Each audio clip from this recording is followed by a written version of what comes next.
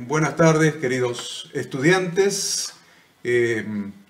Vamos a comenzar con este curso que hemos llamado Diplomado en Teología y Práctica Ministerial. Diplomado en Teología y Práctica Ministerial. Acá me estaban corrigiendo la parte técnica de acá de la Facultad Bíblica. Me decían que no se escuchaba. Pero ahora espero que escuchen. Corregido el inconveniente inicial, vamos a comenzar porque no tenemos demasiado tiempo. No tenemos demasiado tiempo. Vamos a ir con todo, con el estudio. Ahí teníamos un ruido molesto, pero ya está. Era todo tema de corrección de los aspectos técnicos para poder comenzar. Ya estamos. Así que vamos a arrancar con lo que tiene que ver con el estudio. Tenemos poco tiempo,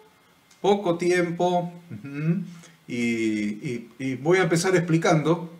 Me han dicho que arranque suave, así que para arrancar suave tengo que arrancar explicando algunas cosas, haciendo una pequeña introducción al curso que vamos a compartir, ustedes y yo, hasta prácticamente fin de año, hasta fin de año. Vamos a estar juntos hasta fin de año. Por ahí hacemos un pequeño receso vacacional en julio, para que, ustedes saben, algunos viajan al exterior y esas cosas.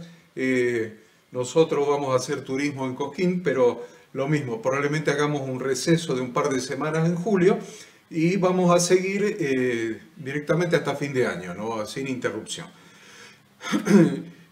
Este curso para mí es fundamental en lo que se refiere a la capacitación ministerial. Creo que les va a aportar cosas muy enriquecedoras para el desarrollo del ministerio de cada uno de ustedes. Está dirigido a pastores, está dirigido a líderes, está dirigido a servidores y a miembros de las congregaciones que desean servir al Señor con cada vez mayor excelencia. Así que esa es la idea del estudiantado de este curso. Gente que quiera servir al Señor y hacerles estos aportes fundamentales. Les comento que he volcado muchísimo de la revelación que he recibido de la palabra a través de los diferentes padres espirituales y maestros que he tenido durante 60 y pico de años, que son los años que llevo dentro de la iglesia, dentro del Evangelio. He compartido casi todo, me he guardado algunos detalles para algún próximo curso, pero el 90% de la revelación está compartida acá. Vamos a empezar con suavidad, por eso la primera materia, que es esta que ustedes van a comenzar hoy, se llama Introducción al Ministerio, porque vamos a ir entrando de a poco, para después ir ingresando y desarrollando el resto de las materias. Algunas han despertado mucho interés, hemos recibido muchas consultas con relación a algunas de las materias que vamos a desarrollar, y yo creo que todas van a ser muy interesantes para ustedes. Y hoy vamos a empezar justamente con esta, que es Introducción al Ministerio, como para ponernos en clima. Es una materia donde toma algunas cosas que yo ya he considerado, creo que en Discipulado 4, mezclado con cosas nuevas, como para ir tomando temperatura y tomando ritmo con estas materias. Lo que yo quiero hablarles antes de comenzar a desarrollar los primeros temas es la evaluación para aprobar cada materia. Para recibir el diploma que acredite la realización de esta carrera, se deben aprobar todas y cada una de las materias que integran el programa de estudios de este diplomado. Todas las materias deben ser aprobadas. ¿Cómo aprobamos las materias? Ustedes están acostumbrados a que yo siempre les hago exámenes por multiple choice o opción múltiple, pero acá no, acá cada semana se va a realizar un trabajo práctico, un trabajo práctico. Todos los capítulos de estas materias que sumadas todas las 8 materias que vamos a ver en el año, sumados los capítulos de las 8 materias, son 128 capítulos. O sea que nos tienen que mandar 128 respuestas, una a cada capítulo, obviamente. Entonces, la respuesta va a ser un trabajo práctico, y si algún capítulo yo no llego a desarrollarlo en la clase de la semana, usted lo mismo tiene que hacer el trabajo práctico de ese capítulo. Algunos capítulos probablemente los salté para tomar otros más importantes, pero el trabajo práctico es de absolutamente todos los capítulos que componen cada materia. ¿Por qué es importante mandar el trabajo práctico? Usted lo va a hacer en una hoja de Word y lo va a mandar por email a la Facultad Bíblica. Usted ya sabe que es facultad@facultadbiblica.com. Va a mandar cada semana 3 prácticos o 2 prácticos o 4 prácticos, depende de la semana. Entonces, ¿para qué sirve? Sirve no solamente para probar el trabajo de esa semana, sino en la asistencia. De esa manera vamos a sumar asistencia a la clase. El que manda el trabajo práctico estuvo presente en la clase, ya sea ahora que lo están viendo en vivo o a partir del miércoles que lo vamos a subir grabado. Entonces, hoy lo van a ver en este horario, 19:21, pero ya el miércoles lo van a ver en el horario que ustedes quieran porque va a estar grabado, y si lo quieren rever, lo van a poder rever. Entonces, les decía, yo les he mandado, o sea, yo no les he mandado, pero sí se le ha mandado al mail de cada uno, no solamente el material de estudio de la materia, sino también una hojita que se llama cronograma de trabajos prácticos, y donde explica cómo tiene que ser diseñada cada hoja. Ojo, no me manden más de una página. ¿Saben lo que es una página? Esperen, acá agarro una página. Página es solamente el frente. No me esquivan del frente, 2 páginas, no. Una página como máximo, porque tenemos que leer una pila enorme de trabajo práctico. Entonces, solamente una página, solamente el frente de una página. O sea, lo que es una página, no una hoja. Una hoja son 2 páginas, no. Una página como máximo. Ahí le explicamos cómo queremos que el papel sea A4, los márgenes, el tamaño de la letra, todo eso está explicado. También les he mandado un examen, un trabajo práctico que yo hice del capítulo 1, cómo se encabezaría y cómo se desarrollaría un trabajo práctico. Ese que le mandé he completado la totalidad de una página. Usted puede hacerlo de menos renglones, no de más. De menos renglones sí lo puede hacer, de más renglones no lo puede hacer. ¿Quede claro eso? De menos renglones sí, de más no. Y también les he mandado el cronograma para la realización y envío de los trabajos prácticos para este año 2019. Materia por materia. El plazo máximo para mandar cada grupo de trabajos prácticos. El plazo máximo. Donde dice plazo en su hojita que usted recibió, por ejemplo, el primero dice 24 del 3 del 19. Usted tiene entonces, hoy es 18, usted tiene hasta el 24, que es el domingo, para mandar el trabajo práctico de capítulo 1, 2 y 3. Después dice, hasta el 31 de marzo, que es ese domingo también, usted tiene plazo para mandar el trabajo práctico del capítulo 4, 5 y 6, para el 7 de abril, 7, 8, 9 y así sucesivamente. Usted tiene allí en el archivo que le enviamos un cronograma de vencimiento de los trabajos prácticos para aprobar la materia y para aprobar cada capítulo, obviamente, de la materia, y para que se le tome la asistencia que estuvo presente en la clase de la semana. También le mandamos otro archivo que dice qué cantidad de presentismo hay que tener. Yo creo que hay que tener 100% de presentismo, o sea que no puede haber una semana donde no manden los trabajos prácticos. Dicho esto, creo que es todo. Están todos los trabajos prácticos. Todos. Hasta el 29 de diciembre es el vencimiento de los últimos trabajos prácticos. Así que ahí tienen todo. Vamos a empezar con la primera materia, si no, no vamos a llegar. Vamos a empezar con la primera materia. Así que ahí vamos. Entonces tiene primera materia que se llama Introducción al Ministerio. Esta es la primera clase, vamos a ver los capítulos 1, 2 y 3 del material de estudio que usted recibió en formato PDF por internet. Vamos a ver el capítulo 1, que es el reino de los hombres dentro de la iglesia, el capítulo 2, desvíos en el ejercicio del liderazgo, y el capítulo 3, el modelo pastoral del apóstol Pablo. Y como les dije recién, ustedes van a tener, vamos a ver, como les dije recién, espérenme un cachito, van a tener, ahí tienen, plazo para entregar, los trabajos prácticos, el plazo para entregarlo, estos 3 capítulos es el 24 de marzo, que es el domingo. Hasta el domingo nosotros recibimos sus trabajos prácticos y le ponemos presente en la materia, además de aprobarle el trabajo práctico. Muy bien. Entonces, vamos a empezar con el capítulo 1, que se trata del reino del hombre dentro de la iglesia. Así se llama el capítulo 1 la lección 1, capítulo 1 que vamos a desarrollar hoy. Vamos a tener 2 recreos, 2 recreos de 5 minutos. Vamos a ver capítulo 1, recreo 5 minutos, capítulo 2, recreo 5 minutos, como para ir a tomar un vaso de agua, y después vamos a ver el capítulo 3. El primer capítulo, usted tiene que tener una Biblia, obviamente, 1, 2, 3, 4, pero abra una sola. Trate de no abrir todas las Biblias, abre una sola. Entonces abre su Biblia ahí en 1 Samuel capítulo 8. Vamos a considerar en esta lección todo el capítulo 8 de 1 Samuel.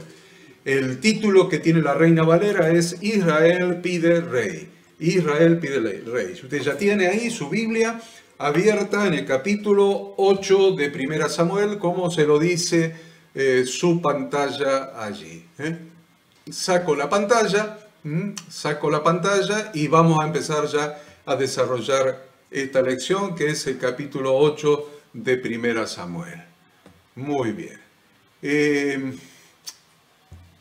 El capítulo se llama El reino del hombre dentro de la iglesia. Bueno, hemos perdido casi 15 minutos haciendo las explicaciones preliminares, pero ahora vamos a ir lo más rápido que yo pueda. Miren, la humanidad pasa algo. Acá estaba escuchando recién que estaban pasando por la puerta con un camioncito de esos que tienen altoparlantes, ¿no? Se llaman propaladoras. Que hacen propaganda. Le hacen propaganda al supermercado del pueblo, a los gimnasios. En general todo el año se está haciendo propagandas comerciales de algún tema, o anunciando por ahí la municipalidad de algún tema importante, como cortes de agua o cosas por el estilo. Pero en esta época en particular, en este año y en esta época en particular, lo que se está haciendo es propaganda política. Cada candidato está en plena campaña, y en plena campaña está propagando su propaganda política para justamente su plataforma, probablemente, o sus principales ideas, para que la gente lo vote, lo elija para llegar a la intendencia de la municipalidad correspondiente. Eso es el ruido que pasaba recién por allí, por la calle. Esto es la historia de la humanidad. La historia de la humanidad, miren, desde Adán y Eva, el ser humano ha estado tratando de establecer en este mundo su propio reino. Viene metido en la genética adámica. Viene metido en la genética adámica. Desde Adán y Eva, que hicieron eso, hasta el día de hoy, el ser humano está tratando en el ámbito donde se encuentra de establecer su propio reino. Y simultáneamente, parejito, el ser humano ha rechazado el reino de Dios. ¿Se acuerdan de Adán, cuando Adán y Eva, cuando la serpiente los tentó? Algunos dicen la tentó a Eva, los tentó a los dos, y le dijo a Eva, seréis como Dios, sabiendo el bien y el mal, seréis, y el ser humano siempre quiso ser su propio Dios. Está metido eso en la genética de Adán, lo heredamos de Adán y Eva. Entonces, el ser humano siempre está tratando de establecer en el mundo su propio reino, rechazando el reino de Dios. Ahora, cuando el ser humano rechaza el reino de Dios para imponer su propio reino, lo que está haciendo es lo que hizo Adán y Eva. Está trasladando el gobierno a Satanás. Rechaza el reino de Dios y no hay tercera opción. Dice, no, yo rechazo el reino de Dios porque quiero reinar yo. Pero el reinar yo es un engaño de Satanás, quiere decir que me estoy sometiendo para que Satanás reine. En el reino de Israel, en el pueblo de Israel, en el Antiguo Testamento sucedía lo mismo. Y llegamos a la época del profeta Samuel, aquí al capítulo 8 del 1 Samuel, que es lo que usted tiene abierto ahí en su Biblia. Y dice que el pueblo de Dios le pasó lo mismo que a Adán, le había heredado la misma genética y la misma la tenemos nosotros, ¿no? Y es por eso digo que la tenemos nosotros, porque ha venido sucediendo dentro de la iglesia también, en nuestros días, en cabeza de los ministros.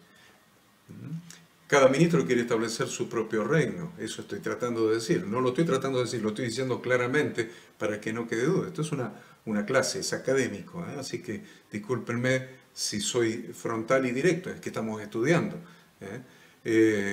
Entonces, lo primero que tenemos que hacer, queridos pastores, líderes, servidores, miembros de las iglesias, estudiantes que estamos empezando con esta materia, lo primero que debemos hacer es determinar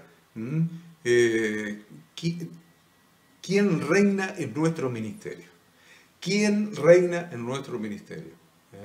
Porque si yo dirijo mi ministerio, no es el reino de Dios, es mi reino. Ahora, ¿cómo sé que reina Dios? Cuando un ministerio es dirigido por el Espíritu Santo.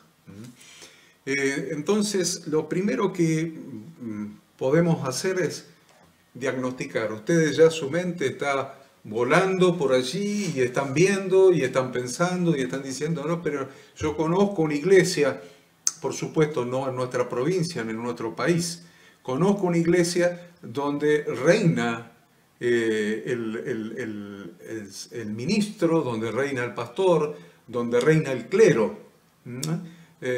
Yo conozco, y a lo mejor en otro país conozco otra, tal vez sean las menos, pero hay algunas donde sucede eso, que no reina Dios a través de su espíritu, sino que reina el hombre.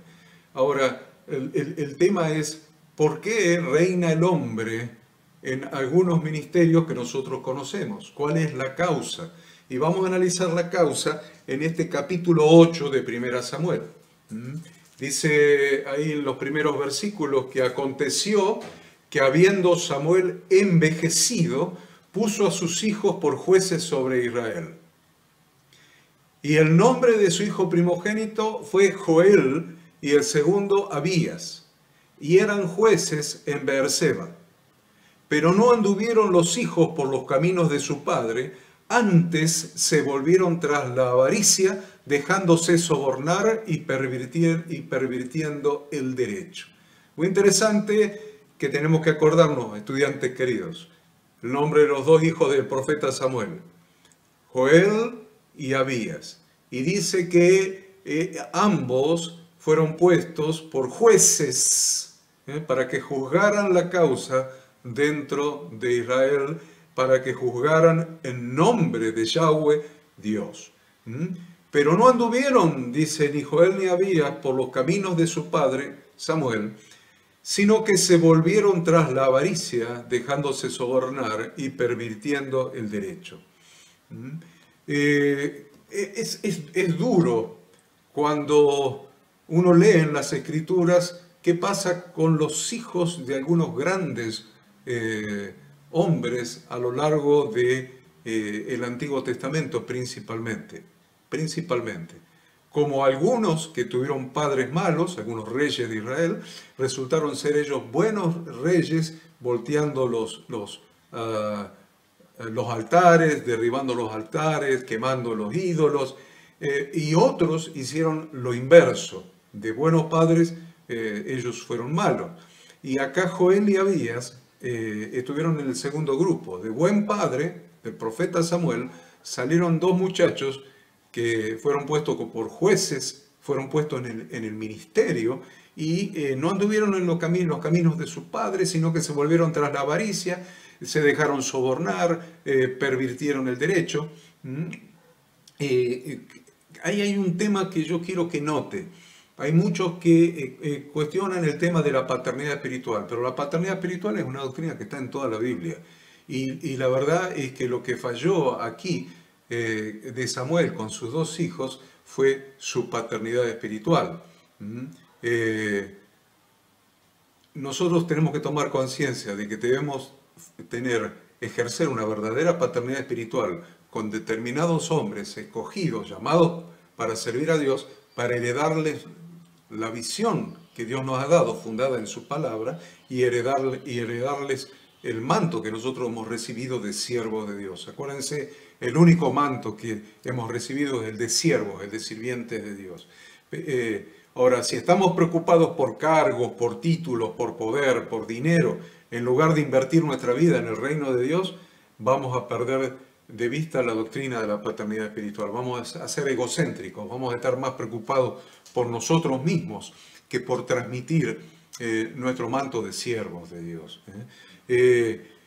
Cuando las personas, miembros de las congregaciones, empiezan a dar cuenta de que los ministros están más deslumbrados por el éxito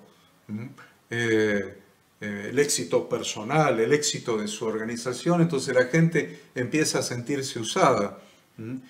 Usada tanto para hacer números dentro de la organización, para que el líder acumule poder, como por su dinero, para financiar y sostener proyectos faraónicos, y aún un suntuoso estilo de vida del liderazgo, o para cumplir las funciones más insólitas dentro de la congregación, como para que la organización eclesiástica funcione perfecto. En definitiva, lo que se hace es, se usa a las personas, pero no se hacen hijos espirituales. ¿Por qué? Por la sencilla razón de que se prefiere enseñorearse de las personas más que tratarlos como hijos, formarlos como hijos para que hereden el manto de siervo de Dios. Y sucede esto. Yo no estoy hablando, diagnosticando la iglesia.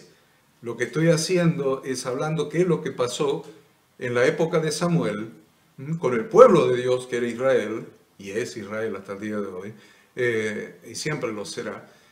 Pueblo de Dios y los ministros, Joel y Abías, los hijos del profeta Samuel. ¿Qué es lo que pasó?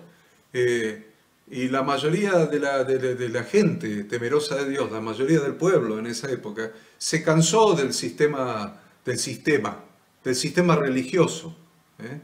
El profeta Samuel, sus hijos, se cansó del sistema religioso. Probablemente en algunas de estas iglesias que uno referencia de otros países, la gente temerosa de Dios, está cansada del sistema religioso actual, creado por tradiciones de hombre, y anda deambulando de iglesia en iglesia buscando algo diferente.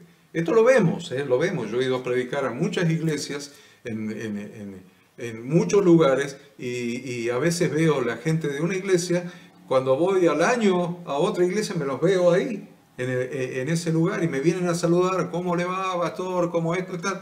Y voy a otra dentro de 2 años y los veo en otro lado. La gente anda deambulando de iglesia en iglesia buscando algo diferente, y generalmente se queda allí donde la organización y el ministro que la dirige son exitosos, según los parámetros del mundo, lógicamente, porque elige entre lo que en definitiva más satisface su propia carne, ya que no puede satisfacer su espíritu, pero no mira el fundamento en la palabra de Dios que tienen.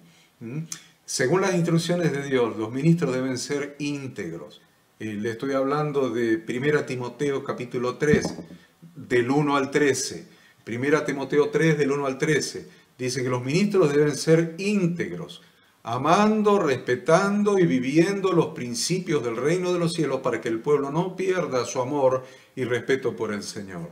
Llegamos a darnos cuenta que la causa por la que el pueblo de Israel pidió un rey humano y no quiso más el reino de Dios, ¿Entendió eso? El pueblo de Israel pidió un rey humano y no quiso más el reino de Dios porque el ministerio se había corrompido en los hijos de Samuel.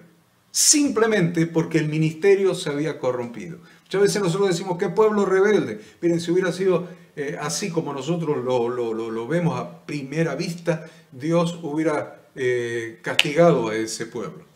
Sin embargo, Dios le dijo, dale lo que te piden.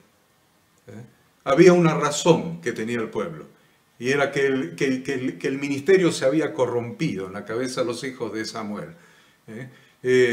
Y esto sucede simplemente cuando los ministros pierden el temor de Dios y comienzan a hacer política en las iglesias y a manipular a la gente con la Biblia. A veces usan la Biblia para manipular a la gente. Y se apartan de la dirección del Espíritu Santo y priorizan la institución y priorizan su propio interés personal. Entonces, ¿en qué reino estamos? Esta es la pregunta. ¿En el reino de Dios o en el reino del hombre? ¿El reino de Dios o el reino del hombre? Entonces, cuando sucede esto, como sucedió con los hijos de la gente decide cambiar de gobierno. Cambian el gobierno que le han dicho que es de Dios. Le dijeron, este es el gobierno de Dios. Los hijos de Samuel tienen el mismo espíritu que su padre. Entonces, este es el reino de Dios. Le han dicho que es el reino de Dios, pero ellos se dan cuenta que no es el reino de Dios, o por lo menos no les gusta ese reino de Dios. Entonces deciden cambiarlo por el gobierno de algún ser humano exitoso. Vemos en el versículo 4 de 1 Samuel 8. Entonces todos los ancianos de Israel se juntaron y vinieron a Ramá para ver a Samuel. Y le dijeron, he aquí tú has envejecido y tus hijos no andan en tus caminos. Por tanto, constitúyenos ahora un rey que nos juzgue como tienen todas las naciones. En otras palabras, lo que le estaban diciendo es, el gobierno de Dios ha dejado de funcionar, entonces queremos el gobierno del mundo. A partir de ahí se comienza a adoptar los principios del mundo. Se comienzan a traer a la iglesia los principios de las empresas, los principios de los negocios, con sistemas traídos del mercantilismo, patrones de trabajo y patrones de éxito extraños a los principios bíblicos establecidos para la iglesia de nuestro Señor Jesucristo. Es muy interesante que podamos definir cuál es la forma del gobierno de Dios. ¿Cuál es la forma del gobierno de Dios? En el Antiguo Testamento vemos que Dios hablaba y dirigía a su pueblo. Dios hablaba y dirigía a su pueblo y lo hacía a través de sus siervos los profetas. Hablaba a través de los profetas, de los portavoces de Dios que transmitían las palabras exactas de Dios en cada oportunidad, en cada ocasión. El Nuevo Testamento no cambia, el Nuevo Testamento sigue igual. El Nuevo Testamento es una sola Biblia, no hay una Biblia, un antiguo y un nuevo, hay una sola Biblia y los mismo carácter de Dios, el mismo propósito de Dios está en el antiguo y en el nuevo. Por eso en el Nuevo Testamento habla tanto de la importancia de profetizar, es decir, transmitir la palabra de Dios a su pueblo. Ahora, profetizar es transmitir la palabra de Dios a su pueblo, no es inventar cosas. No es entrar en trance y empezar a inventar cosas. La palabra de Dios a su pueblo está acá.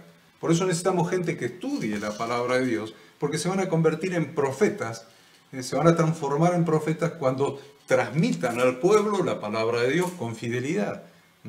La Escritura dice, seguid el amor y procurad los dones espirituales, pero sobre todo que profeticéis. Seguid el amor y procurad los dones espirituales, pero sobre todo los dones espirituales, profetizad, sobre todo que profeticéis, porque el que habla en lenguas no habla a los hombres, sino a Dios, pues nadie le entiende, aunque por el Espíritu habla misterios, pero el que profetiza habla a los hombres para edificación, exhortación y consolación, y el que habla en lengua extraña a sí mismo se edifica, pero el que profetiza edifica la iglesia. Así que quisiera que todos vosotros hablaseis en lenguas, pero más que profeticéis. porque mayor es el que profetiza que el que habla en lenguas, a no ser que las interprete para que la iglesia reciba edificación. Si las interpreta, la lengua se convierte en profecía, ¿entiende? O sea que en definitiva lo importante es la profecía, es transmitir palabra de Dios, es ser portavoz de Dios, es que Dios gobierne a su pueblo a través de sí mismo, a través de lo que Él ha hablado en su palabra, a través de los portavoces suyos, de los profetas que transmitan con fidelidad su palabra. El don de profecía es fundamental para la iglesia, como lo fue en el pueblo de Dios en el Antiguo Testamento. Se necesitan portavoces de Dios que se ocupen en escudriñar las Escrituras para transmitirlas al pueblo.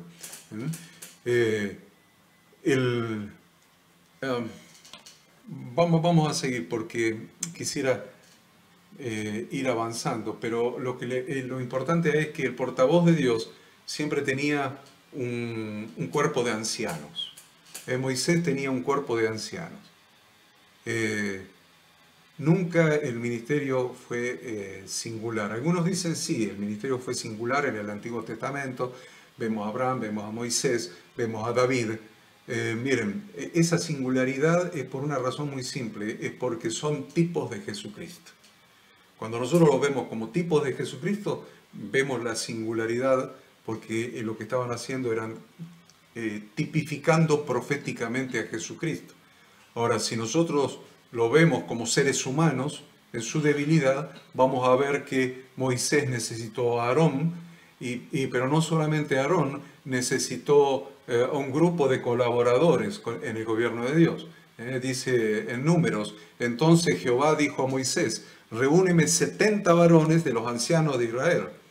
70 varones, de ahí sale el número del Sanedrín, para los estudiantes, para ustedes. 70 varones de los ancianos de Israel, que tú sabes que son ancianos del pueblo y sus principales, y tráelos a la puerta del tabernáculo de reunión y esperen allí contigo. Y yo descenderé y hablaré allí contigo, y tomaré del espíritu que está en ti, y pondré en ellos, y llevarán contigo la carga del pueblo, y no la llevarás tú solo. Y el resultado fue que todos profetizaban. O sea, se convirtieron en portavoces de Dios. Es muy importante esto. Miren, queridos estudiantes, es muy importante y es muy urgente que nos ocupemos en cada iglesia de reunir a esos ancianos del pueblo y sus principales, que estén dispuestos a venir a la puerta del tabernáculo de reunión junto con nosotros y esperar allí que Dios hable. Personas que estén dispuestas a recibir del Espíritu que está en ti y compartir la carga del pueblo. Acuérdense de lo que le pidió Eliseo a Elías. Quiero la doble porción del Espíritu que está en ti, de tu carácter, del Espíritu que está en ti. Bueno, acá en el caso de los ancianos no se trata del Espíritu, del carácter de Moisés, se trata del Espíritu de Dios, del Espíritu Santo, del Ruach. Se convirtieron en profetas de Dios. Ahora, cuando el pueblo rechaza a Dios, es un tema muy importante. Cuando el pueblo rechaza a Dios, entonces Dios deja de reinar sobre ese pueblo. Cuando el pueblo, miren, no importa la iglesia que usted esté pensando, de qué país o de qué otro planeta usted esté pensando, pero cuando la gente rechaza el gobierno de Dios y lo cambia por un gobierno de alguna persona u organización exitosa según los parámetros humanos, Dios se aparta y deja al pueblo avanzar en su deseo. Se lo repito, cuando la gente rechaza el gobierno de Dios y cambia el gobierno de Dios por un gobierno de alguna persona, de alguna organización exitosa según sus propios parámetros o varas de medida, ¿saben lo que hace Dios? Dios se aparta del pueblo y lo deja avanzar en su deseo. Entonces usted dice, miren qué grande, qué exitosa que es esa iglesia. La pregunta es, ¿quién reina? ¿Están dentro del reino de Dios o en el reino del hombre? Si están dentro del reino de Dios, bienvenido sea, están siendo guiados por el Espíritu de Dios. Pero si están dentro del reino del hombre, no importa cuánto hayan crecido, no importa que tengan un rey como Saúl, que era el más alto de todos los israelitas de la época. No importa el éxito, lo que importa es quién gobierna, si está dentro del reino de Dios o el reino del hombre. Miren, es cierto esto de que Dios se aparta. Miren, sigue diciendo, estamos en el capítulo 8, ahora estamos en el versículo 6. Usted tiene su Biblia abierta. Estamos en el versículo 6. Dice, pero no agradó a Samuel esta palabra, esta palabra que dijeron, danos un rey para que nos juzgue. Y Samuel oró a Yahweh. Y dijo Yahweh a Samuel, oye la voz del pueblo en todo lo que te digan. ¿Qué le dijo Dios? Oye la voz del pueblo en todo lo que te digan, porque no te han desechado a ti, sino que a mí me han desechado para que no reine sobre ellos. ¿Quieren el gobierno del hombre? Dios se aparta. Y sigue como una organización gobernada por un hombre. Puede ser una organización religiosa, pero por supuesto que puede ser. Pero el gobierno de Dios, Dios se apartó de allí. Hay cristianos que desde el día en que Dios los sacó de la esclavitud del pecado de Egipto, hasta el día de hoy, van y vienen buscando un gobierno de la iglesia que los satisfaga.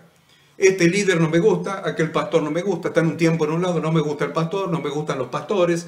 Van a la otra, no me gustan los pastores, no me gustan los ancianos. Van a otra, no me gusta esto, no me gusta aquello. Van buscando líderes humanos, un gobierno de la iglesia que los satisfaga. Un día están bien y al otro día no están mal. Están mal.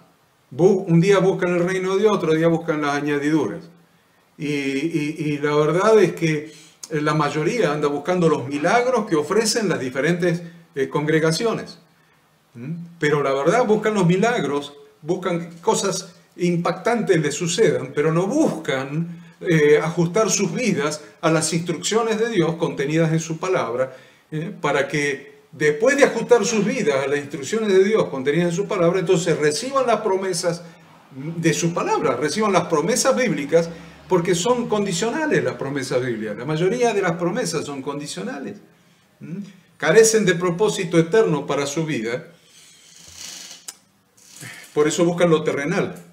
El gobierno de Dios no los satisface. ¿Saben por qué? Porque no están dispuestos a ajustarse a su gobierno. Tome nota de esto, alumno, estudiante querido. El gobierno de Dios no los satisface porque no están dispuestos a ajustarse a su gobierno.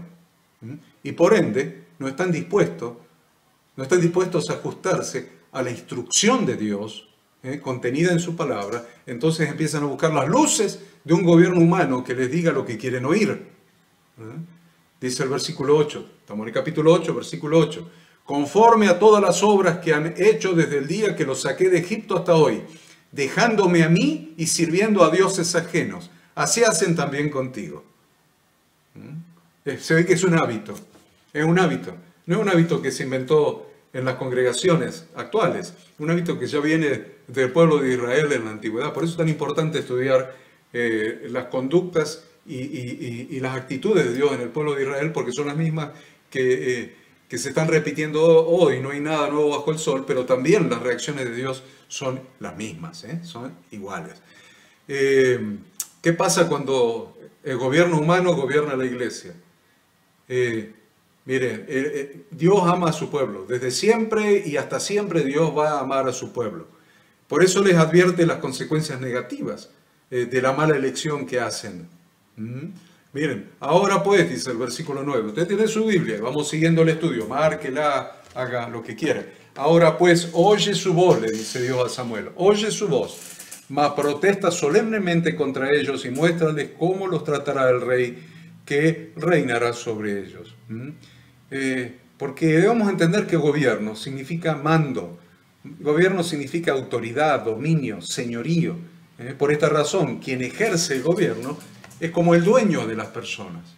Por eso, de una manera muy natural, el gobierno del hombre dentro de la iglesia se adueña de las almas y las considera como si fueran propias para su propio beneficio. Eso es el gobierno del hombre. Por esta causa a veces escuchamos que alguno dice, tengo tantas almas. Algún ministro, tengo tantas almas. Mis arcas están llenas de sus diezmos y ofrendas. Y estoy pensando en qué voy a gastar o a invertir el dinero.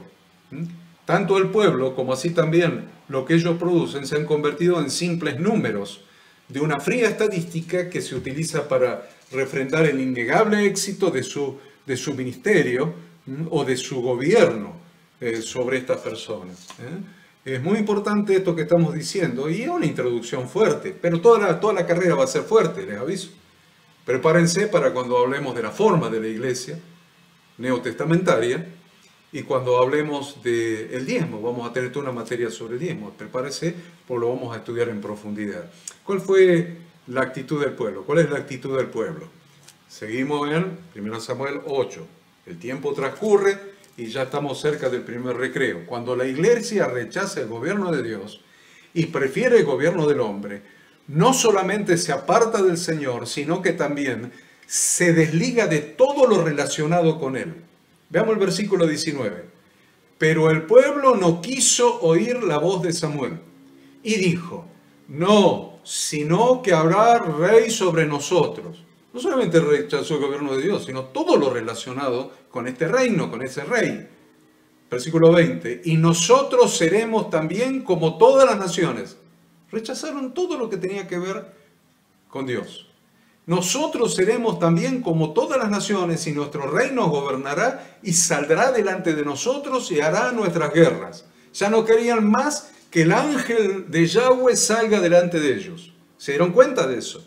Ya rechazaron que el ángel de Yahweh salga delante de ellos a las batallas. Cuando se rechaza el gobierno de Dios, se rechaza todo lo que está relacionado con Dios y se empieza a tomar todo lo relacionado con el hombre, todo lo establecido con el hombre, por el hombre. Dice el versículo 21, y oyó Samuel todas las palabras del pueblo y las refirió en oídos de Yahweh. Y Yahweh dijo a Samuel, oye su voz y pon rey sobre ellos. Entonces dijo Samuel a los varones de Israel, idos cada uno a vuestra ciudad. Se va a hacer como ustedes quieren. ¿Ustedes quieren eso? Van a tener eso. Luego Samuel ungió como rey a Saúl. Saúl significa pedido por el pueblo. Es lo que significa Saúl, pedido por el pueblo. Después le voy a decir lo que significa David. Por ahora tenga que Saúl significa pedido por el pueblo. Usted dice, no, pero Dios lo señaló. Sí, fue señalado por Dios, pero pedido por el pueblo. El pueblo quería un rey alto, quería un rey fuerte, robusto, guerrero, valiente, como los reyes de las naciones. ¿Y qué le dio Dios? Dios le dio un rey alto, fuerte, robusto, guerrero y valiente, como los reyes de las naciones. Pedido por el pueblo, a la medida del pueblo, no a la medida de Dios. Esto, queridos pastores y líderes y hermanos, les tiene que pegar fuerte en el corazón. El pueblo pidió un rey conforme a la medida del pueblo y Dios le dio un rey como lo pidieron ellos. Saúl fue pedido por el pueblo y Dios lo eligió conforme a lo que quería el pueblo. Esto explica la razón por la cual los pastores, las iglesias tienen pastores que son como ellas. Las iglesias tienen pastores que son como ellas. Pero además, los pastores tienen iglesias que son como ellos. Las iglesias tienen pastores que son como ellas y viceversa.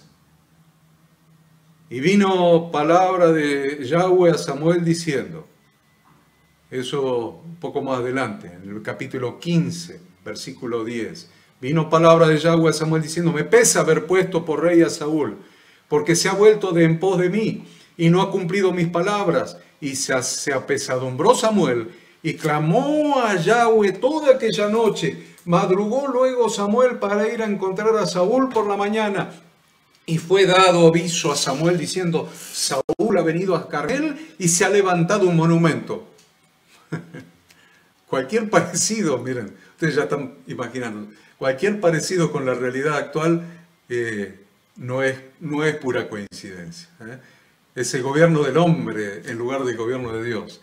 Y fue dado aviso a Samuel diciendo, Saúl ha venido a Carmel y aquí se ha levantado un monumento. Y dio la vuelta y pasó delante y descendió a Gilgal. Vino pues Samuel a Saúl, y Saúl le dijo, bendito seas tú de Jehová, yo he cumplido la palabra de Jehová. Y eso es lo que dicen, ¿no? Así dicen todos los líderes en el gobierno de los hombres. Todos los líderes en el gobierno de los hombres, yo no he visto ninguna excepción. Dicen, mirá lo que hemos hecho. Mirá lo que hemos hecho, lo mismo que Saúl. Mirá lo que hemos hecho. Estamos trabajando para el reino de Dios. Hicimos un templo costosísimo. Levantamos una iglesia en tal parte. Estamos gastando el dinero de la iglesia preparando tales y cuales cosas, etc. Todo lo estamos haciendo para Dios. Muestran un montón de cosas que ellos han hecho, pero no pueden mostrar que hayan hecho algo que Dios les haya mandado hacer. Muestran un montón de cosas, pero no pueden mostrar ni una sola cosa que Dios personalmente les haya mandado hacer. Mientras el nombre de Saúl, les dije que le iba a decir, significa pedido, David significa amado. ¿Está bien? El nombre Saúl significa pedido, el nombre de David significa amado. Él no era tan apuesto ni tan alto como Saúl, aunque sí era de un hermoso aspecto, dice la Escritura. Pero lo más importante que tenía David era que el Espíritu de Yahweh estaba sobre él. Miren, 1 Samuel 16:12. Envió pues por él y le hizo entrar, y era rubio, hermoso de ojos y de buen parecer. Entonces Yahweh dijo, levántate y úngelo, porque este es. Y Samuel tomó el cuerno del aceite y lo ungió en medio de sus hermanos, y desde aquel día en adelante el Espíritu de Yahweh vino sobre David. Se levantó luego Samuel y se volvió a Ramá. ¿Qué es lo que pasó? Desde aquel día en adelante el Espíritu de Yahweh vino sobre David. Para David honrar a Dios fue un principio de vida. Saúl peleaba con la fuerza del pueblo y para el pueblo, pero David peleaba con la fuerza de Dios y para Dios. Gobierno de Dios, gobierno del hombre. Ahí tienen la diferencia. Ahí tienen la diferencia. Por eso en 2 Samuel, casi al principio, capítulo 3, versículo 1, le va a decir esto, y con esto quiero terminar. Hubo larga guerra entre la casa de Saúl y la casa de David. Hubo larga guerra entre el gobierno de Dios y el gobierno del hombre. Hubo larga guerra entre el gobierno del hombre y el gobierno de Dios. Larga guerra entre la casa de Saúl, el gobierno del hombre, y la casa de David, el gobierno de Dios. Pero dice, pero David se iba fortaleciendo y la casa de Saúl se iba debilitando. Siempre, queridos estudiantes, siempre habrá guerra entre el reino de Dios y el reino de los hombres sobre la iglesia. Siempre. Hasta que Jesucristo venga por su iglesia y la libere de la mano de los hombres. Y la libere de la mano de los hombres. Por esto, no te extrañes de lo que está sucediendo en la actualidad. Ni te deprimas, ni te desalientes. Hay muchos pastores desalentados. No te desalientes. No te desalientes. Solamente no te olvides de la segunda parte del versículo, que dice, y la casa de... Pero David se iba fortaleciendo, y la casa de Saúl se iba debilitando. No te olvides de esa segunda parte del versículo, y fortalécete en el Señor. Queridos siervos de Dios, quiero dejarles las palabras de Josué como desafío. Y si mal os parece servir a Yahweh, escogeos hoy a quien sirváis. Si a los dioses a quienes sirvieron vuestros padres cuando estuvieron al otro lado del río, o a los dioses de los amorreos en cuya tierra habitáis. Pero yo y mi casa serviremos a Yahweh. Este es el desafío para este tiempo. Es el desafío al que hemos sido llamados. Por eso nos estamos capacitando. Por eso vamos a pasar un año juntos. Un año completo juntos. Hasta diciembre, hasta fin de año. Vamos a estar juntos estudiando y escudriñando las Escrituras para ver lo que Dios nos habla, nos está hablando en este tiempo, igual que en el pasado, igual que nos hablará mañana. Empezamos con el capítulo 2, empezamos con la lección 2 y les decía que estoy muy gratamente sorprendido porque Ahí nos avisan de atrás de la cámara que avisó el pastor Enzo que hay una multitud, una verdadera multitud de personas conectados. Una verdadera multitud de personas conectadas. Me sorprendí. Ahí fui al recreo, cuando interrumpimos para el recreo, me pasaron la cantidad de computadoras, la cantidad de gente que está escuchando la enseñanza, y la verdad les estoy muy agradecidos. Voy a hacer, y el Espíritu Santo me va a guiar para que valga la pena este año que vamos a estar juntos estudiando estas materias. Entonces, vamos a comenzar con el capítulo 2, que se llama Desvíos en el ejercicio del liderazgo. Y bueno, vamos, no nos vamos a detener por nada del mundo. En varios de los pastores de iglesias cristianas hemos detectado algunos errores conceptuales en cuanto al liderazgo de la iglesia. Esos desvíos en relación con las enseñanzas de las Sagradas Escrituras, principalmente en relación con los escritos del Nuevo Testamento, se basan en lo siguiente. Vamos a estudiar esto. Muy bien, muy bien. Ahí me acomodo para empezar con el estudio. Me preguntan si estoy grabando. Sí, estoy grabando. Recuerden que el miércoles ya va a estar subida la grabación en on demand. Ahí mismo, en la misma página donde usted está, un cachito más abajo, va a estar subida para que la vea cuando usted quiera. Miren, desvíos en el ejercicio del liderazgo. Voy a hacerlo lo más rápido posible. Si bien es cierto que ejercer el liderazgo de un pueblo es algo muy complejo, a veces muy duro, a veces muy desalentador, hasta triste, pero tengamos en cuenta esto, miren, no importa lo que cueste, yo sé lo que le costó a Jesucristo, lo que le costó a nuestro Redentor, yo sé lo que le costó la redención, sé lo que le costó el liderazgo del pueblo, yo sé lo que le costó, usted sabe lo que le costó. Entonces, independientemente de los altibajos, los momentos duros que podamos llegar a vivir como siervos de Dios Altísimo, hay un llamado sobre nuestra vida. Hemos recibido un llamado de parte de Dios para servirlo. Eso no importa lo que cuesta. Hemos recibido un llamado de Dios para servirlo. Y les digo, nos puede llegar a costar hasta la vida.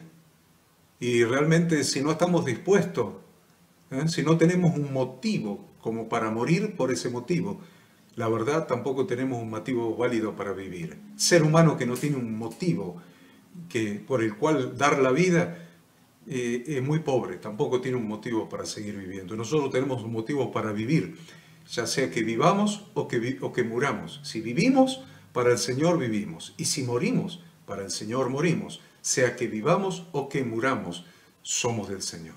Así que tenemos un motivo. No hace falta lo que a veces muchos se tientan a hacer, defender su liderazgo, defender su ministerio, defender su pastorado. No hace falta. No hace falta. Mírelo a Moisés.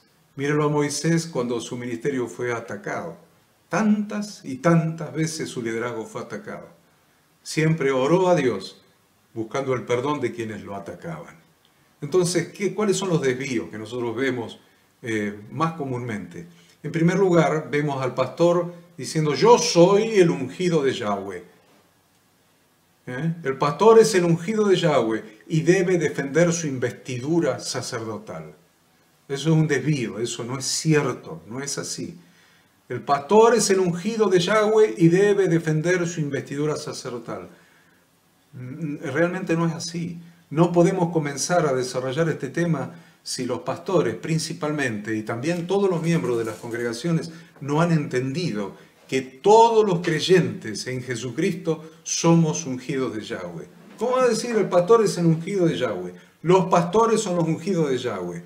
¿Saben dónde lo toman? Lo toman del rey David cuando le cortó el borde del manto a Saúl y y uno de sus sobrinos quería que lo liquide, que lo atraviese con la lanza, y dijo, líbreme Dios de tocar al ungido de Yahweh.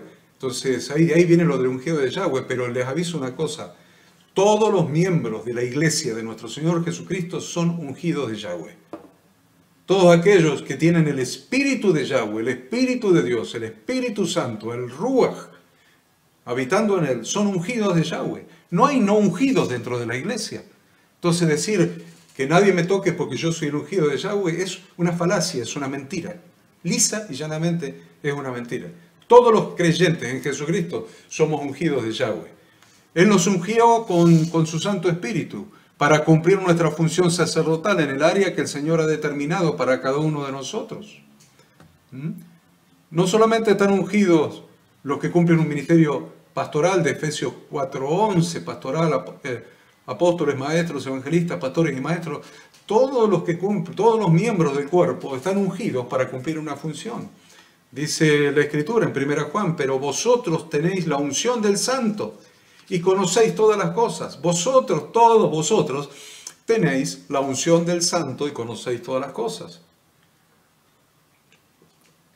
Moisés mismo, que es tipo de Jesucristo, no se defendía de las habladurías de la gente, ni siquiera la de sus propios hermanos en la carne, ya les dije recién, sino todo lo contrario, siempre llevaba ante Dios la causa del pueblo rebelde y duro de cabeza para entender, buscando y rogando por el perdón para ellos. Asimismo, en las Escrituras vemos que Dios mismo se ocupó de defender a Moisés vez tras vez. Por ejemplo, en la historia relatada en Números 21, cuando muere el sacerdote, el sumo sacerdote Aarón en el monte de Hor, y salen para rodear la tierra, y el pueblo se desanimó, tuvo fastidio del pan liviano, y se quejó contra Dios y contra Moisés. ¿Quién defendió a Moisés? Fue Dios el que lo defendió, mandó serpientes ardientes que mordían al pueblo. No necesitó defenderse Moisés, todo lo contrario, Moisés oró a Dios en favor del pueblo. Después en el capítulo 12 de Números, los hermanos de Moisés, María y Aarón, hablaron contra Moisés a causa de la mujer cusita que había tomado, y Miriam, María, quedó leprosa como la nieve. ¿Quién le mandó la lepra? ¿Moisés? No, Dios mismo defendió a su siervo Moisés, aún de Miriam, su hermana. Pero en todos los casos, Moisés intercedió ante Dios por su misericordia y perdón sobre los que hablaban mal de él. Jesús mismo, Jesús de Nazaret mismo, enseñó sobre la base de las Escrituras que bienaventurados sois cuando por mi causa os vituperen y os persigan y digan toda clase de mal contra vosotros mintiendo. Sois bienaventurados cuando digan toda clase de mal contra vosotros mintiendo. Asimismo, es muy importante que tengamos en cuenta, principalmente en el ejercicio de nuestro ministerio, que Moisés fue castigado por Dios. Fue castigado por Dios cuando él reaccionó para defenderse a sí mismo al sentirse agraviado por el pueblo. Mientras que Moisés no se defendió, sino que intercedió ante Dios por el pueblo, cuando no se sintió afectado, Dios lo defendió. Cuando él se sintió afectado, cuando él se sintió agraviado por el pueblo y se defendió a sí mismo, Dios lo castigó. Dios lo castigó. Moisés falló cuando se sintió afectado por las actitudes del pueblo hacia él. ¿Por qué? Porque Dios era el que lo defendía. Entonces él tomó el lugar de Dios, cuando el pueblo se rebeló contra Dios, y él lo tomó como algo personal contra sí mismo, tomó el lugar de Dios, ¿entiende? No solo eso, sino que se atribuyó a sí mismo la solución que Dios le había dado. Dice la Escritura, y reunieron Moisés y Aarón a la congregación delante de la peña, y les dijo, oíd ahora rebeldes. Reaccionó, ¿se dan cuenta? Oíd ahora rebeldes, reaccionó contra el pueblo. Rebeldes, ¿os hemos de hacer salir agua de esta peña? ¿Os hemos de hacer salir agua de esta peña? ¿Se dan cuenta? Empezó a tomar el lugar de Dios. Se sintió agredido y empezó a tomar el lugar de Dios. Os hemos de hacer salir agua de esta peña? Entonces alzó Moisés su mano y golpeó la peña con su vara 2 veces, y salieron muchas aguas, y bebió la congregación y sus bestias. Y Jehová dijo a Moisés y a Aarón: por cuanto no creísteis en mí para santificarme delante de los hijos de Israel, por tanto no meteréis esta congregación en la tierra que les he dado. No meteréis esta congregación en la tierra que les he dado. Y ya vimos que Aarón murió en el monte de Hor. Y luego murió Moisés, luego de ver la tierra prometida. No debemos olvidar ni siquiera por un instante que por no haber santificado a Dios, Yahweh no le permitió a Moisés entrar en la tierra prometida. El segundo desvío que hemos encontrado en el ejercicio del ministerio es: el pastor es el ungido de Yahweh, por lo tanto él es quien manda y todos deben obedecerle ciegamente. Es el ungido de Yahweh, por lo tanto él es el que manda y todos deben obedecerle ciegamente. El argumento de que lo ordena el pastor y es suficiente porque es la autoridad, él es el ungido de Dios, es el argumento. Lo ordena el pastor y es suficiente, porque él es la autoridad, él es el ungido de Dios. Ese argumento está bíblicamente viciado de falsedad, es falso. Esto significa que este argumento no es bíblico de ninguna manera. Ni siquiera se puede respaldar tomando la figura de Moisés o su liderazgo, porque Moisés no era quien daba las órdenes, ¿se dan cuenta? Moisés no era quien daba las órdenes, sino que Moisés era un fiel portavoz de Dios. Entraba en el tabernáculo, recibía las instrucciones de Dios y era un portavoz de Dios que hablaba la palabra que Dios le daba para que hablase. Esto significa sencillamente que los pastores tienen autoridad delegada. No es autoridad originaria. Los pastores tenemos autoridad delegada, porque toda autoridad, aún de los políticos, de los gobernantes, los presidentes de los países, toda autoridad es originaria de Dios. Toda autoridad es originaria de Dios. Los pastores tenemos una autoridad delegada por Dios solamente cuando transmitimos las instrucciones de Dios. Cuando transmitimos con fidelidad las instrucciones de Dios, entonces tenemos la autoridad delegada por Dios. En ese momento, solamente. Tanto para enseñar como para aconsejar. Cuando enseñamos, si enseñamos palabra de Dios, si enseñamos instrucción de Dios, los pastores tenemos autoridad delegada por Dios. Si aconsejamos con la palabra de Dios, no lo que a mí me parece. No lo que a mí me parece, lo que dice la palabra de Dios. Cuando enseñamos lo que dice la palabra de Dios, entonces tenemos autoridad delegada por Dios. Es muy importante que tomen nota de esto. Bíblicamente, los líderes de la congregación no deben conducir la familia de Dios con órdenes.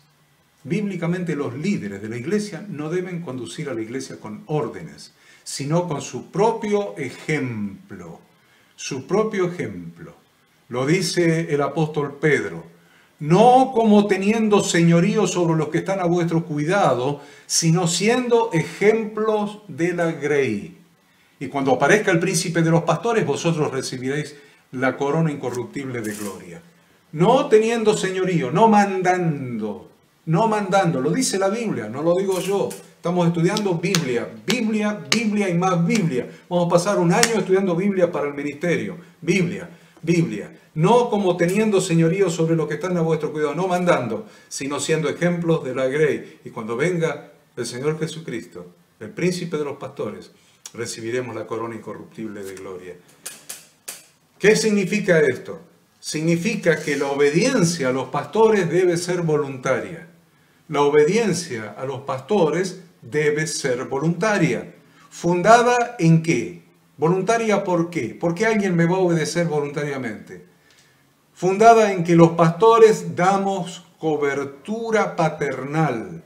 Los pastores damos cobertura paternal a la congregación. Velamos por las almas de quienes están bajo nuestro cuidado. Entonces, la obediencia es voluntaria. ¿Por qué? Porque nosotros le estamos dando una cobertura de padres a todos los miembros de la congregación, velamos por sus almas. Ellos están bajo nuestro cuidado, bajo nuestro cobijo, bajo nuestra cobertura, velamos por ellos. Por eso ellos nos obedecen cuando nosotros les enseñamos palabra de Dios o los aconsejamos con la palabra de Dios.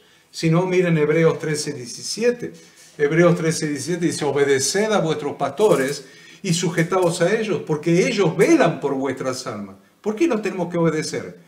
Obedeced a vuestros pastores y sujetaos a ellos, porque ellos velan por vuestras almas, como quienes han de dar cuenta, para que lo hagan con alegría y no quejándose, porque esto no es provechoso. Sin embargo, es necesario aclarar y corregir un peligroso desvío, porque muchos se toman de esto y lo agarran para el lado que no lo tienen que agarrar. Lo desvían las instrucciones de la palabra de Dios. No estoy hablando de los pastores, estoy hablando de los miembros. Los miembros de las iglesias, una vez que conocen un poco de escritura, desvían las escrituras, se tientan a desviar. Entonces vamos a aclarar y vamos a corregir este desvío que se ha introducido en el pensamiento de muchos hermanos. Hemos escuchado que hay hermanos que dicen que como el cuerpo tiene una sola cabeza, y esa cabeza, esa única cabeza es Jesucristo, y los pastores son simplemente miembros del cuerpo, cosa que es cierto, somos simplemente miembros del cuerpo, entonces no se le debe obedecer ni sujetarse a ellos. Y esto constituye un lamentable y peligroso error. Esto es un lamentable y peligroso error de muchos miembros. Muchas veces es malicioso y muchas veces es irresponsable, contrario a la Biblia. Lo voy a aclarar, lo voy a aclarar. Con un ejemplo simple lo voy a aclarar. Todos van a poder entender este ejemplo sin demasiado esfuerzo. A ver, ahí va el ejemplo. En cualquier negocio hay un dueño. Y si el negocio es lo suficientemente grande, hay jefes y hay gerentes. Y también hay empleados. Jefes, gerentes y empleados. Y cada uno debe cumplir una función que es distinta entre unos y otros. ¿Qué sucedería si algún empleado no quiere obedecer al jefe o al gerente? ¿Qué sucedería si algún empleado no quiere obedecer al jefe o al gerente? Porque este último no es el dueño del negocio, es un empleado también. Entonces, como no es el dueño del negocio, no te obedezco porque no sos el dueño, vos también sos un empleado. Le puede decir al gerente, por ejemplo, usted no es el dueño del negocio, entonces usted es un empleado como yo. Y es cierto, eso es cierto. Sin embargo, el jefe o el gerente es un empleado que está cumpliendo una función especial, una función delegada por el dueño. Delegada por el dueño, es una función especial, la de administrar y dirigir el negocio. Ahora, administrar y dirigir el negocio. Es una función pastoral esa, Bueno, por este preciso motivo, todos los empleados deben obedecer sus instrucciones relacionadas con el negocio y sujetarse al jefe o al gerente. Lo mismo que en este ejemplo sucede en la iglesia.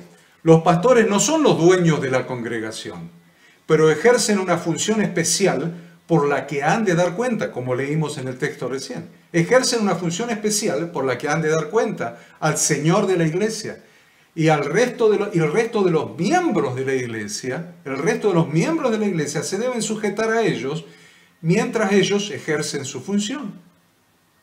Citamos nuevamente, obedeced a vuestros pastores y sujetaos a ellos, porque ellos velan por vuestras almas, como quienes han de dar cuenta para que lo hagan con alegría y no quejándose porque esto no es provechoso. Concluimos entonces que la orientación bíblica del liderazgo vincula la autoridad espiritual con la función. Acuérdense, la autoridad espiritual en la iglesia está vinculada con la función. Yo tengo autoridad para ejercer la función que el Señor me ha delegado. Para ejercer la función que me ha delegado. Si es la de profeta, profeta, si es la de maestro, maestro, si es la de fe, fe, si es la de don de lengua. O sea, la función que se la de administrar, la función, el don que me ha sido delegado, yo tengo autoridad de la cabeza para ejercer esa función. Con la madurez espiritual y con el testimonio. Por tanto, los líderes de la iglesia primitiva Los líderes de la iglesia primitiva dirigían con el ejemplo, no por coerción, no por manipulación. El respeto que recibían los líderes de la iglesia primitiva, los ancianos, los pastores, el respeto que recibían de la congregación era en proporción directa a su servicio sacrificial. Les puedo dar por lo menos 1, 2, 3, 4, 5, 6, 7 textos que tengo anotados acá. Pero ustedes tienen el material de estudio, miren los textos.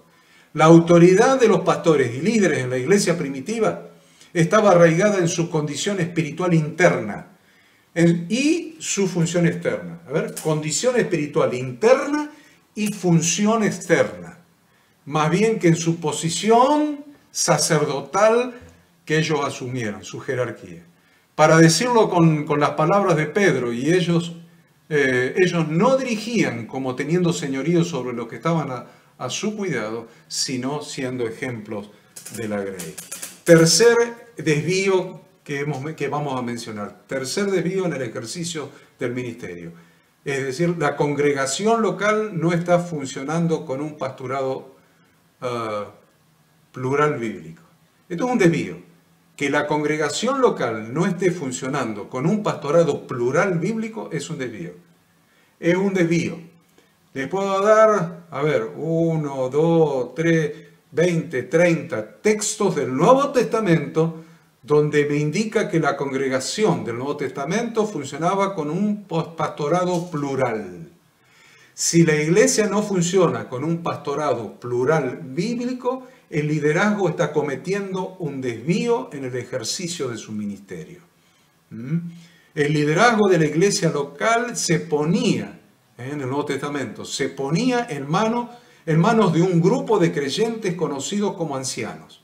El liderazgo de la iglesia local se ponía en manos de un grupo de creyentes conocidos como ancianos, y los ancianos eran hombres de la localidad, no eran importados, eran hombres de la localidad que se congregaban en la iglesia local y estaban más avanzados espiritualmente que el resto de los creyentes en la congregación local. El término griego traducido como anciano era presbúteros. Simplemente quiere decir un hombre maduro. Presbúteros, un hombre maduro. También se los llamaba obispos, supervisores. Un término que describe su función de supervisar los asuntos de la iglesia. Además se los llamaba pastores, porque ellos, pastores poimen, porque ellos eran responsables de dar el alimento a la congregación, enseñando las instrucciones de Dios contenidas en las Sagradas Escrituras, corregir usando las Sagradas Escrituras, guardar el rebaño del ataque de los depredadores espirituales y buscar a la oveja perdida. Por eso eran pastores. ¿Querés ser pastor? Ahí tenés las funciones. Todos los ancianos eran aptos para enseñar, dice la Escritura. Por consiguiente, según el Nuevo Testamento, los ancianos eran obispos, supervisores, y eran pastores.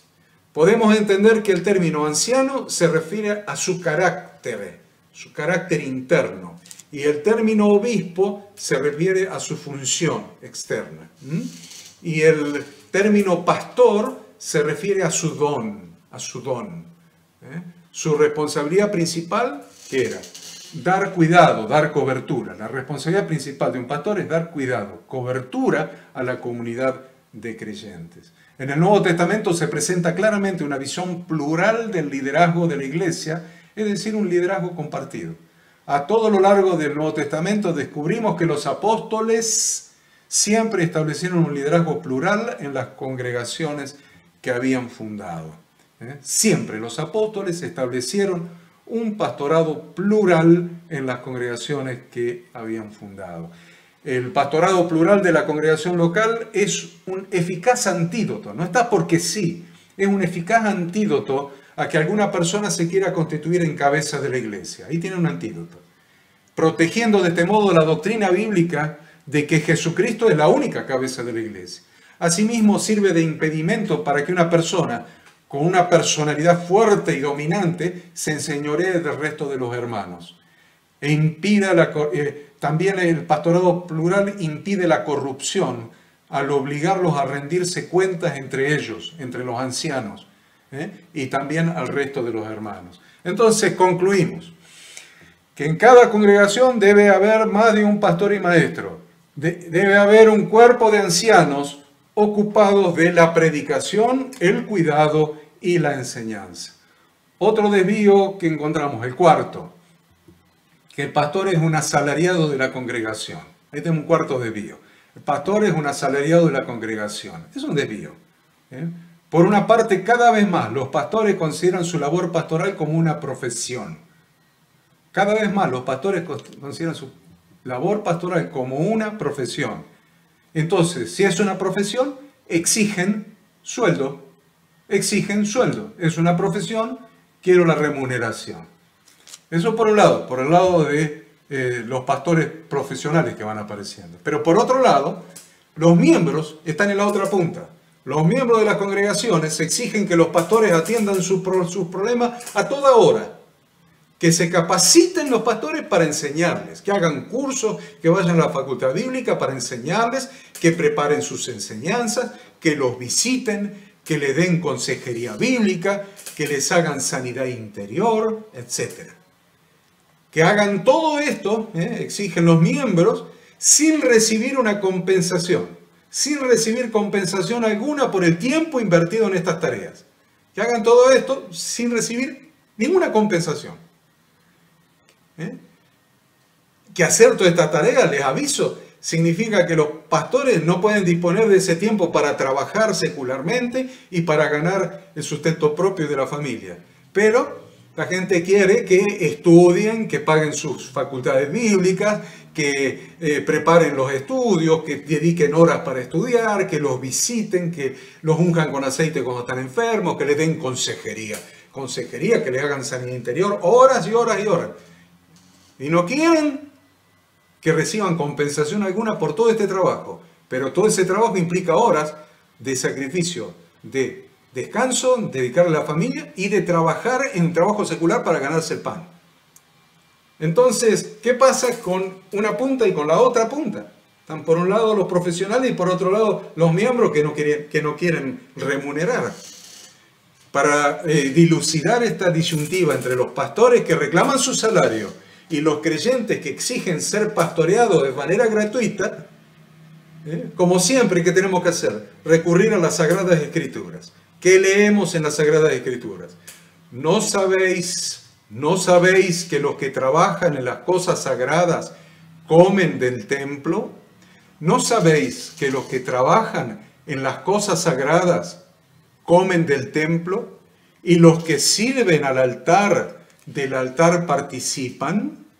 Así también ordenó el Señor a los que anuncian el Evangelio que vivan del Evangelio.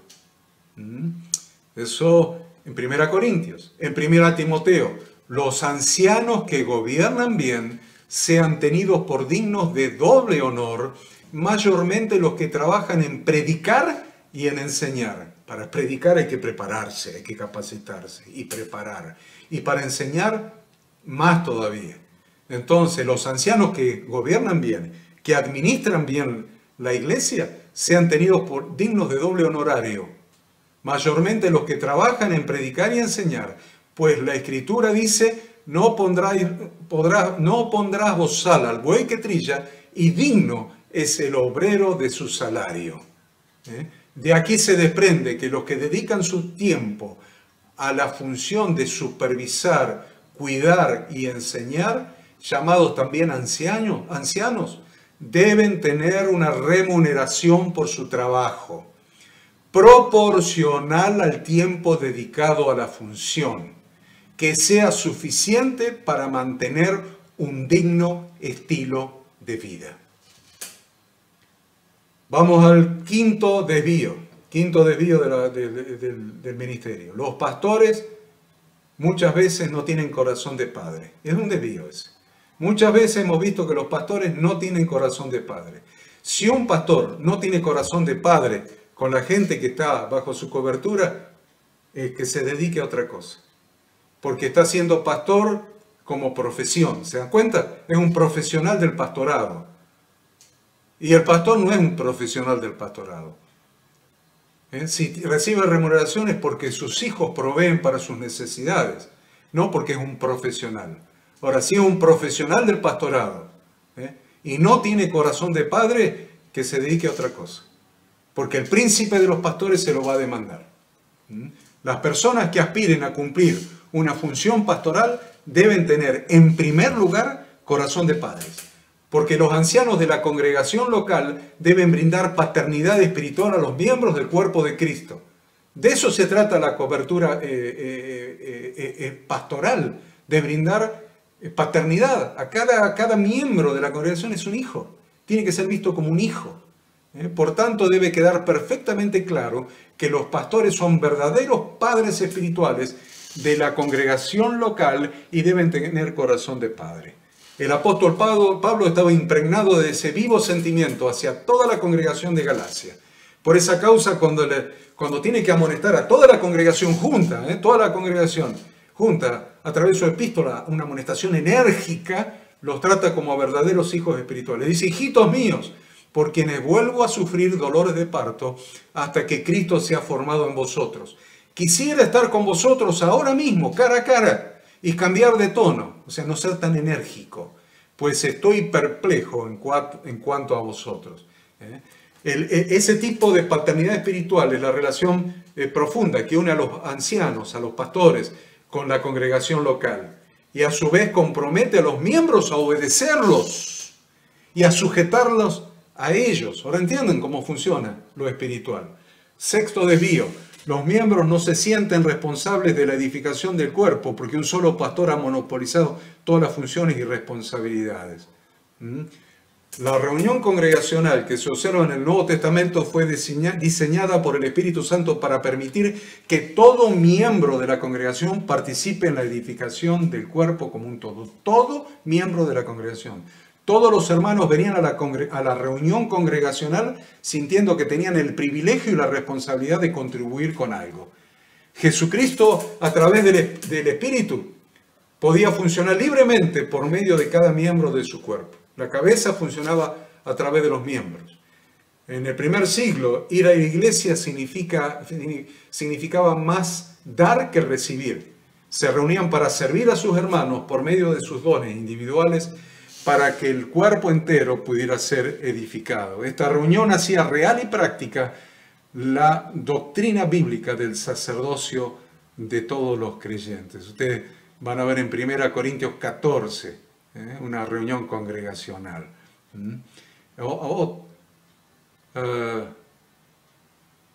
Para que nadie entienda mal lo que estamos diciendo, debo aclarar que en las reuniones congregacionales participativas debemos descartar toda apariencia de orden o forma.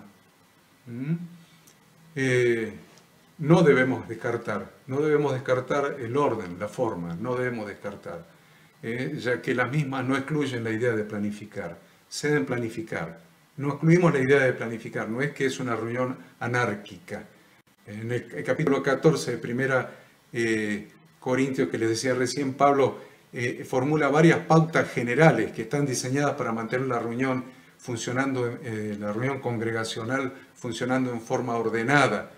Y termina este capítulo diciendo: así que hermanos, procurad profetizar.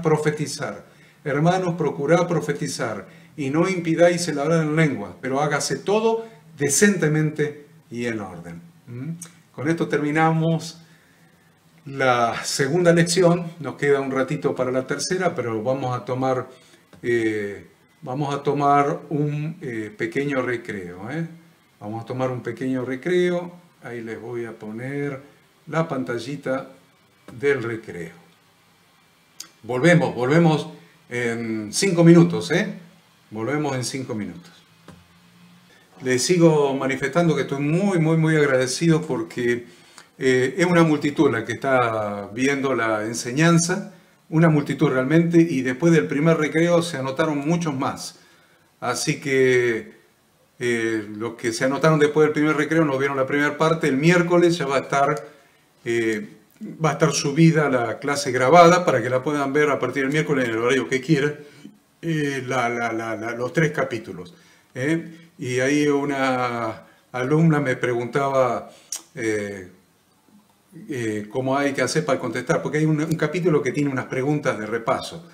Esas preguntas de repaso son para uno.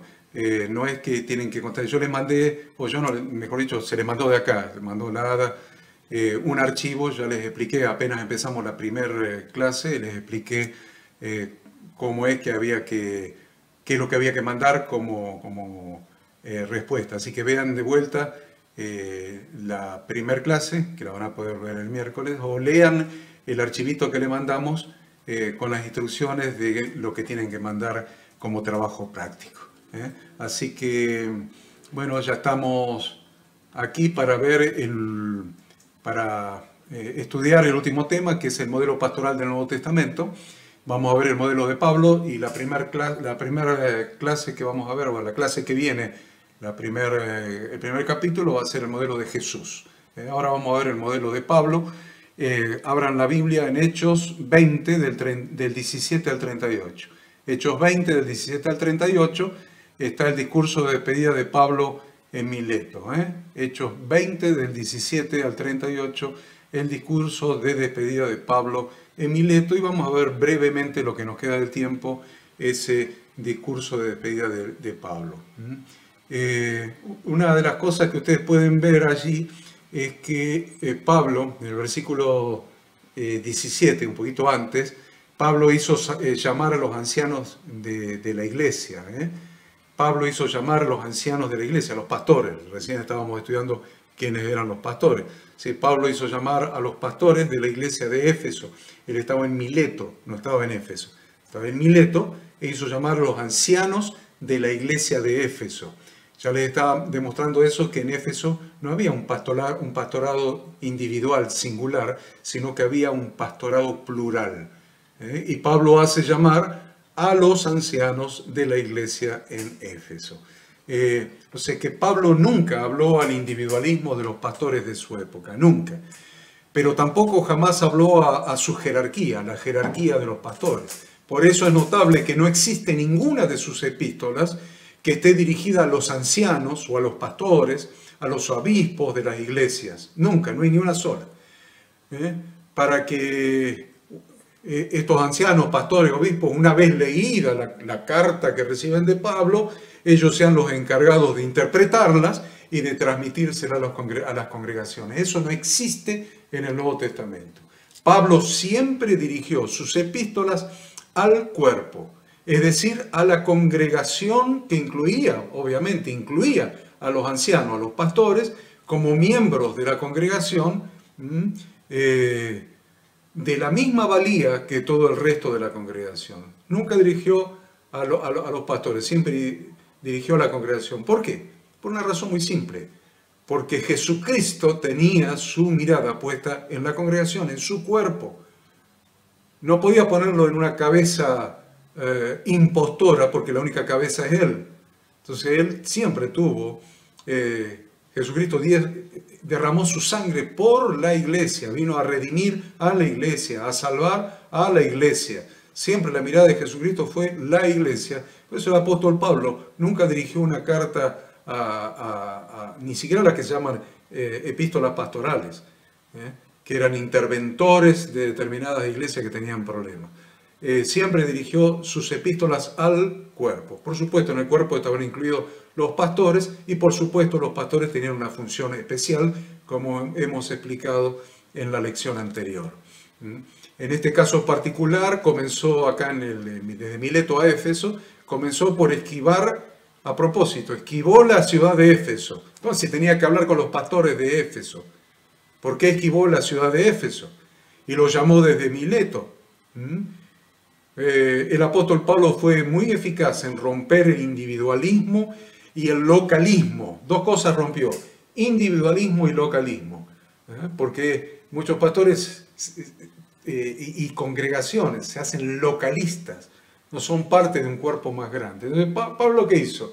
Rompió el individualismo y rompió el localismo de los ancianos, obispos, de los pastores, induciéndolos a salir de esa situación de poder personal y trasladarse todos juntos para recibir la palabra por parte de Pablo.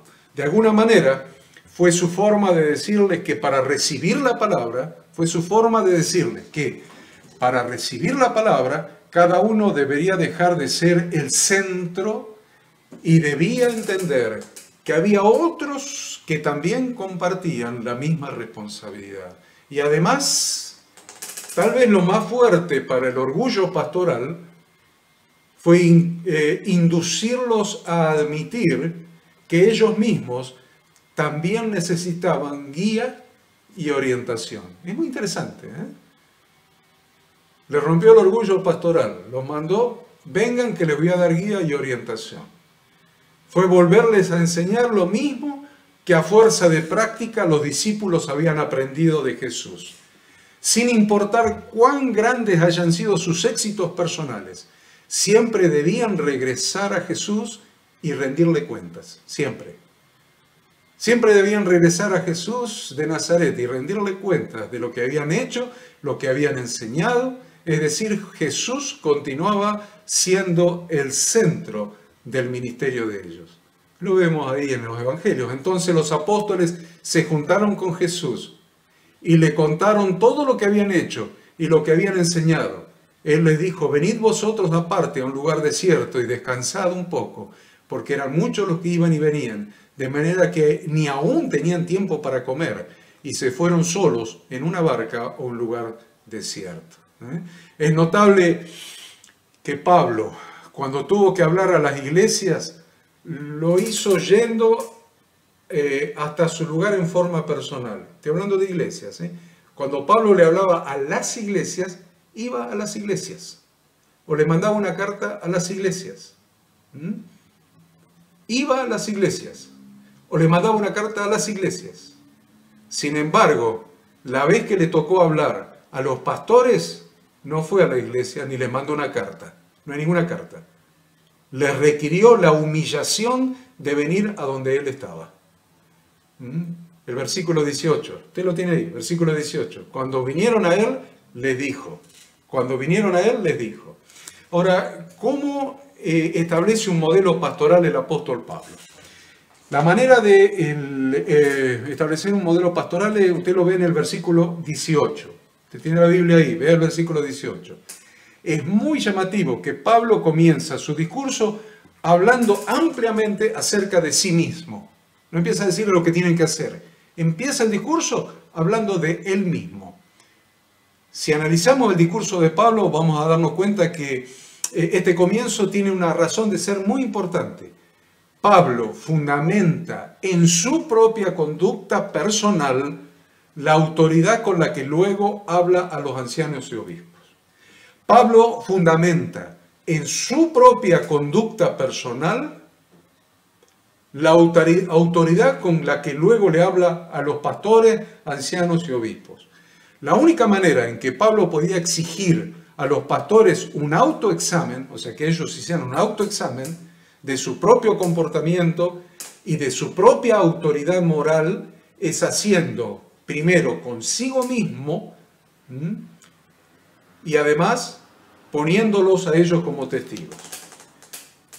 Qué diferente que es el método del apóstol Pablo al nuestro.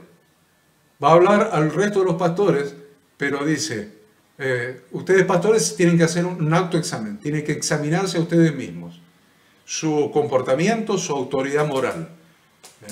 Pero yo les voy a decir cómo se hace.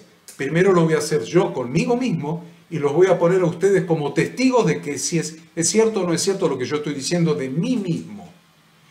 En la actualidad, algunos intentan evitar hablar de sí mismos. Algunos intentan evitar hablar de sí mismos. Se escudan en una falsa humildad. Por humildad, no quiero hablar de mí mismo. Sin embargo, Pablo comienza confrontando su propia conducta, no con lo que él piensa de sí mismo, sino con lo que los otros han percibido de él. Habla de su comportamiento, versículo 18. Vosotros sabéis cómo me he comportado entre vosotros todo el tiempo. Vosotros sabéis cómo me he comportado con vosotros todo el tiempo, desde el primer día que entré en Asia. Nadie puede poner en duda que a pesar de su pasado de asesino, perseguidor de la iglesia, Pablo no construyó su ministerio solo con palabras, sino que construyó su ministerio con hechos concretos, es decir, con un estilo de vida de nuevo hombre, del cual les habló a los mismos efesios, está hablando a los ancianos de Efesios, pero en la carta de Efesios capítulo 4, versículos 22 a 24, le habló de eso que les estoy diciendo ahora. Véanlo, vamos a tratar de seguir más rápido.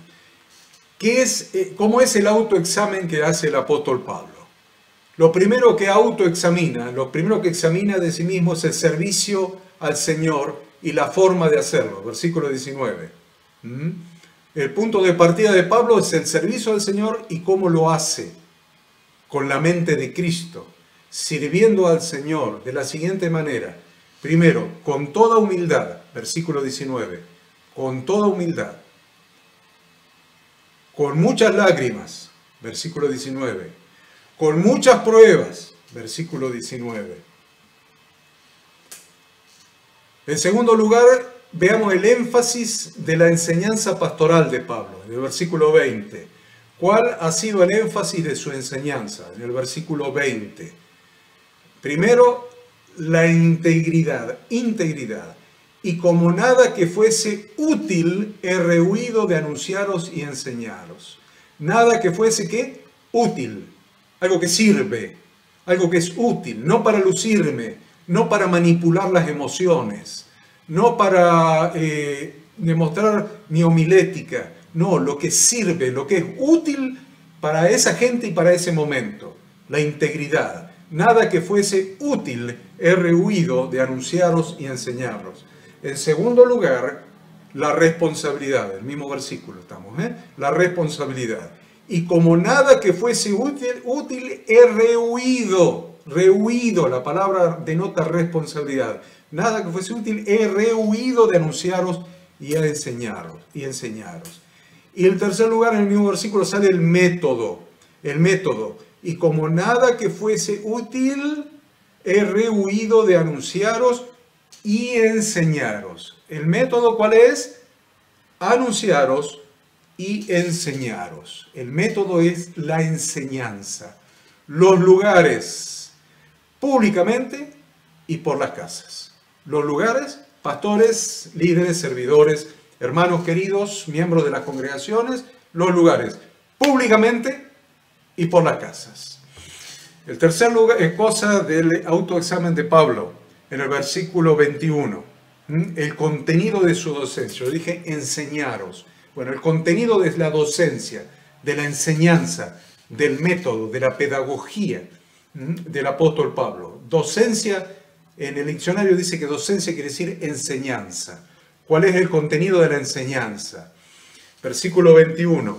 Testificando a judíos y a gentiles acerca del arrepentimiento para con Dios y de la fe en nuestro Señor Jesucristo. Ahí tiene el contenido. Testificando a judíos y a gentiles acerca del arrepentimiento para con Dios y de la fe en nuestro Señor Jesucristo. Lo primero que dice es testificando. Primero testificando. Lo que está diciendo Pablo es, les predico algo que yo vivo. Como pastor, como apóstol, como siervo de Dios, lo primero que dice es testificando. Testificando es, les predico algo que yo vivo. Segundo, a judíos y a gentiles. Quiere decir, a todo el mundo. En tercer lugar, el arrepentimiento para con Dios. Hacer teshuvá. Eso es para largo, ya lo voy a explicar. Voy a explicar bien lo que es la fe bíblica y el arrepentimiento bíblico. Fe bíblica es emuná y arrepentimiento bíblico es teshuvá. El arrepentimiento por Dios, teshuvá es lo que enseñó Pablo. Y la fe en nuestro Señor Jesucristo es la emuná que enseñó el apóstol Pablo. Muy importante esto que estamos diciendo. El modelo pastoral que Pablo enseñó. El versículo 27 establece el principio que la Biblia hay que enseñarla completa. El versículo 27, en el versículo 27 aparece el principio de que la Biblia hay que enseñarla completa. Porque no he rehusado anunciaros, ¿qué cosa? Todo el consejo de Dios. No hay Antiguo Testamento, no hay Nuevo Testamento. No hay Pentateuco y otra parte, y Pentateuco, profetas, Berit Hadashah, Humash en hebreo Pentateuco, llámale como quiera. La Biblia se enseña completa. Pastores, líderes, servidores, hermanos que quieren servir al Señor, la Biblia se enseña completa. Dice, no he rehuido a anunciaros todo el consejo de Dios. Lo primero que vemos son los puntos de la visión dirigida a los supervisores, a los episcopos,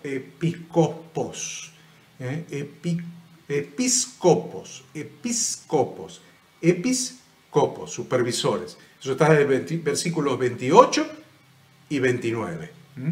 En el 28, el autoexamen de los ancianos. Mirad por vosotros, queridos ancianos, mirad por vosotros.